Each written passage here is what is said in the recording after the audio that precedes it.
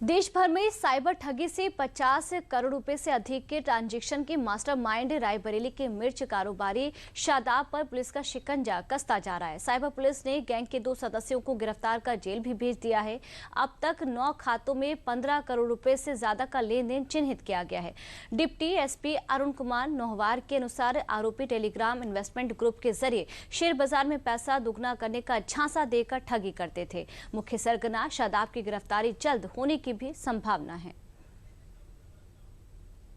Cyber थाना पे मुकदमा अपराध संख्या 3/25 लिखा गया था, जिसके क्रम में विवेचना में पता चला कि जो अभियुक्तगण हैं उनके द्वारा ट्रेडिंग के नाम पर कई खाते खुलवाए गए थे, जिनके अंदर साइबर फ्रॉड का पैसा आता था।